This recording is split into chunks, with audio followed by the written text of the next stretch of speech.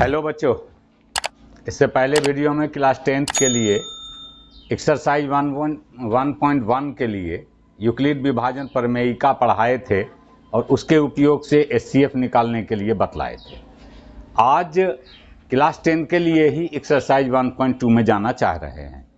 हम उम्मीद करते हैं कि मेरा पिछला वीडियो देख करके एक्सरसाइज 1 में बहुत हद तक फ़ायदा लिए होंगे, उसका यूज़ करके बहुत बेनिफिट हुआ होगा, आगे भी होगा। एक्सरसाइज 1.2 में अब हम आना चाह रहे हैं, तो उसमें तुम्हारा मेनली है अभाज्य गुणनखंड विधि के द्वारा 2 या 3 संख्या का एचसीएफ और एलसीएम निकालने के लिए सीखना है। इसके लिए सबसे पहले किसी भी भाज्य संख्या का अभाज्य गुणनखंड कैसे किया जाता है, चीज़ बचकाना है। नीचे क्लास में ही सीखे हो, चीज़ वही है, पहचान नहीं रहे होगे, अभी पहचान लोगे कि जो काम तुम करते आए थे वही अभाज्य गुणनखंड है। अभाज्य गुणनखंड मतलब ये होता है कि अभाज्य संख्या से किसी भी संख्या को भाग दे के उसका पूरा खंड कर देना अभाज्य गुणनखंड कहलाता है।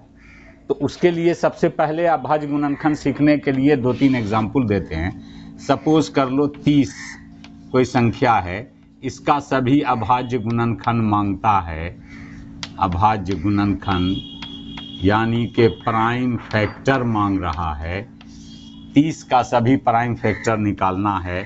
तो 30 को देखो, सबसे छोटी अभाज्य संख्या 2, इससे इसमें डिवाइड होता है कि नहीं।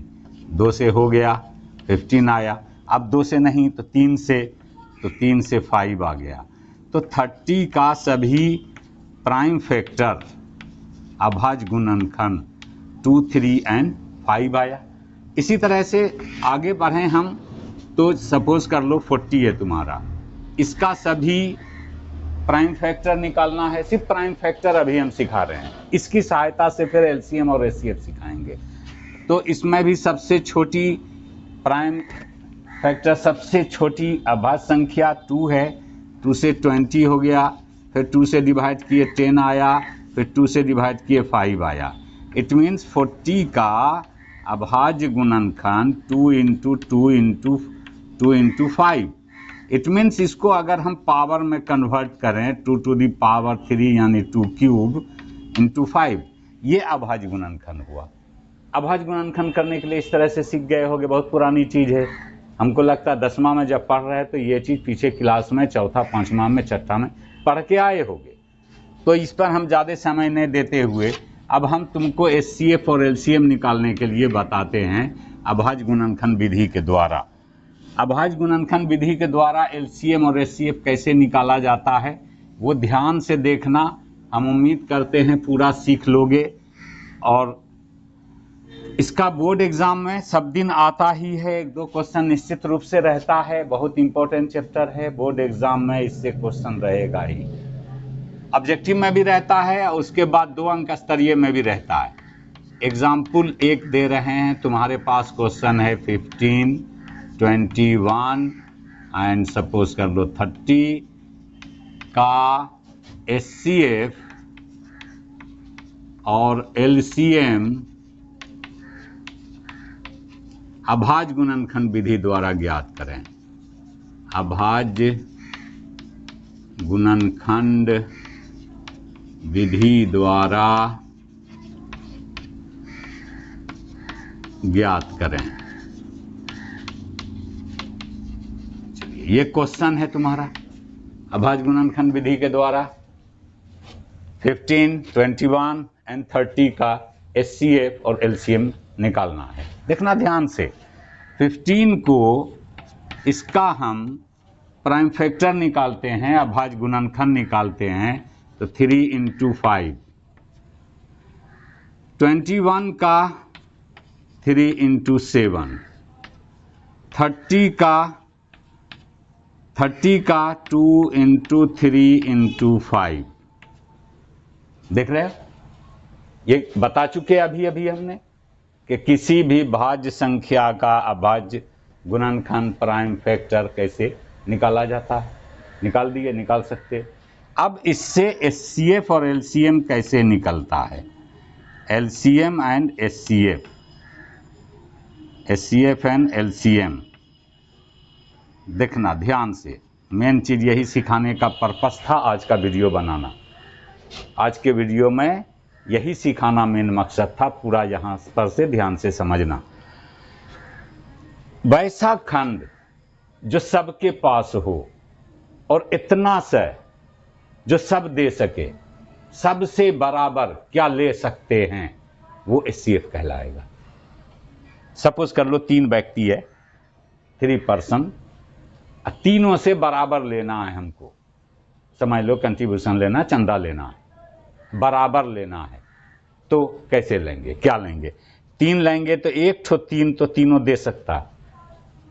2 अगर लेना चाहें हम तो इन्हें दे पाएगा, इन्हें दे पाएगा, इन्हें दे पाएगा।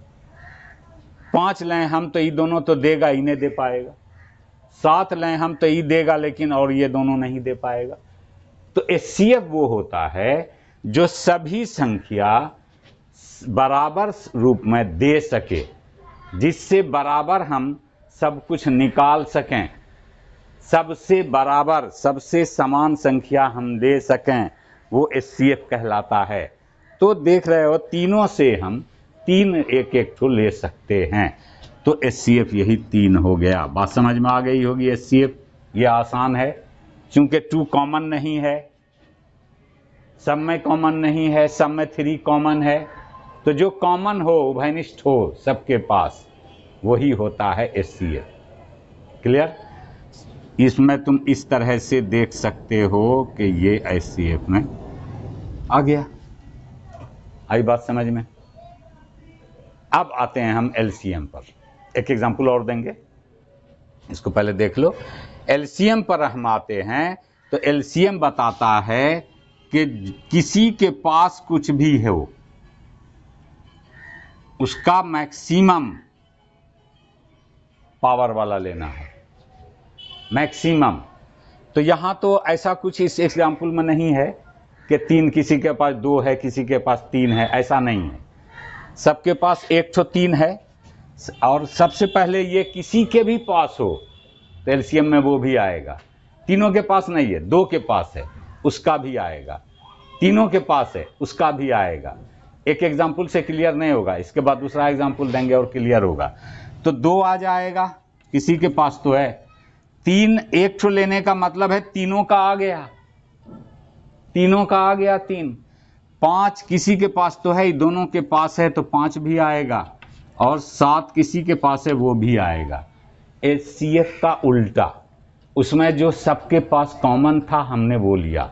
LCM में किसी के भी पास है तो लेना है।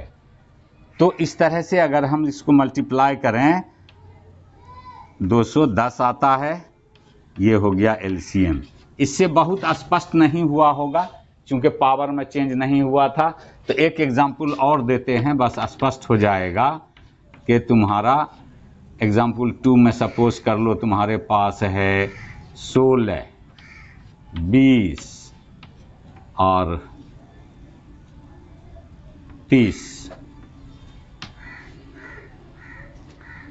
तो 16 का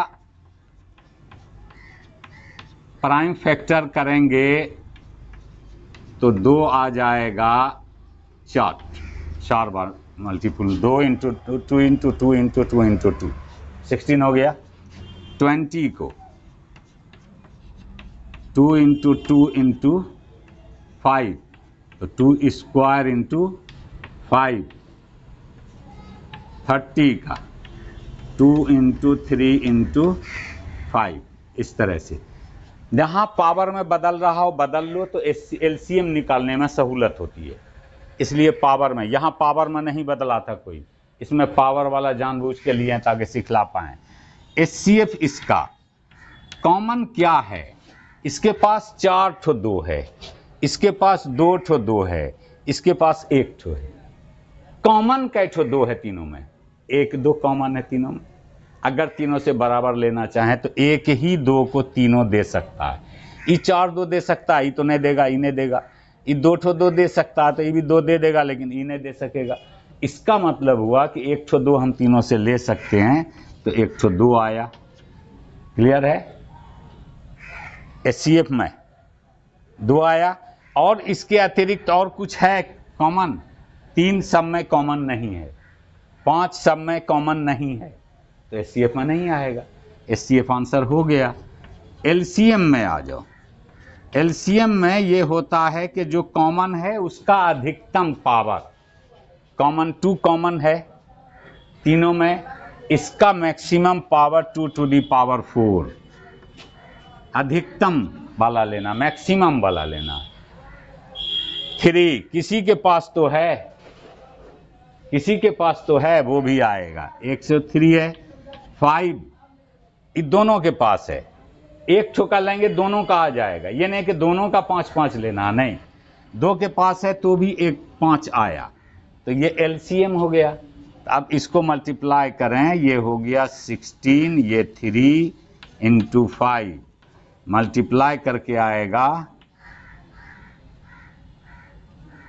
240। हाँ, समझ में आया LCM? LCM में थोड़ा सा ध्यान से फिर से हम समझा देते हैं। HCF आसान बात है, जितना से सबके पास कॉमन होगा उसको ले लेंगे, HCF हो जाएगा। LCM में अगर 2 ठो के पास कोई संख्या मिल रही है तो उस दोनों में जो ज़्यादा है वो आएगा, किसी एक के पास भी है तो वो भी LCM में आएगा। LCM में अधिकतम घात वाला लेना है, अधिकतम घात।